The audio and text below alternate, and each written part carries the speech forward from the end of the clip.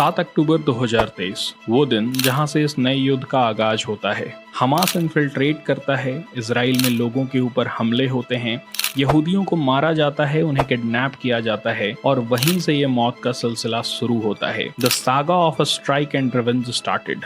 आज इस वीडियो में ना ही सिर्फ हम करंट सिचुएशन को एनालाइज करेंगे, बल्कि इस वार का implication on West Asia and the entire world को भी समझने की कोशिश करेंगे। इस युद्ध का नया चैप्टर तब स्टार्ट होता है जब ईरान अटैक करता है इजराइल के ऊपर 200 मिसाइल के साथ। ये 200 मिसाइल इजराइल के multiple cities, military establishment, Mossad के हेडक्वार्टर को अटैक करते हैं। बट यहीं से एक पॉइंट स्टार्ट होता है कि how Israel is going to respond, और वो रिस्पॉन्स कितना बड़ा होगा और उसका इफेक्ट पूरे वेस्ट एशिया और वर्ल्ड पर क्या होगा। जैसे कि अगर इकोनॉमी की ही बात करें तो दुनिया के स्टॉक मार्केट्स गिरना स्टार्ट हो चुके हैं।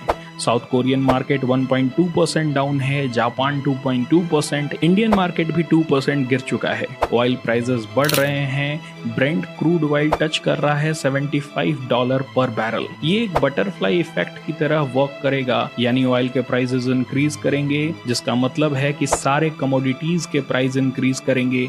सेंट्रल बैंक अपने रेट कट नहीं करेंगे, जो ओवरऑल ऑल नेशन के डेवलपमेंट को अफेक्ट करेगा। ये भी रिस्क है कि कहीं ईरान सऊदी अरेबिया के ऑयल इंफ्रास्ट्रक्चर पर अटैक ना कर दे, जिसकी वजह से और फर्दर ऑयल प्राइसेस एक्सक्लेट कर सकते हैं। इकोनॉमी के अलावा एयरलाइंस भी बहुत ज्यादा इंपैक्ट हो रहे हैं। कोई प्लेन उस रास्ते से नहीं उड़ना चाहेगा जहां से बैलिस्टिक मिसाइल्स गुजर रहे हों। तकरीबन 80 फ्लाइट्स को रीडायरेक्ट किया गया है। इजराइल और नेबरिंग कंट्रीज के एयर स्पेस को क्लोज कर दिया गया है। कतर, यूएई जो मेजर वर्ल्ड इकोनॉमीज को कनेक्ट करते हैं, उनके भी फ्लाइट्स को रीडायरेक्ट किए गए हैं। Even airlines Afghan air space को यूज कर रहे हैं, जो वो कभी करना नहीं चाहते थे। अपार्ट फ्रॉम दैट, एक डर ये भी है कि कहीं ये लोकलाइज्ड वार वर्ल्ड वार 3 का रूप ना ले ले। इस वार में यूएसए पहले से ही ईरान के मिसाइल्स को इंटरसेप्ट कर रहा है, इजराइल के लिए military equipments, technical assistance provide कर रहा है। यूएसए के नेवल शिप मेडिटेरेनियन सी,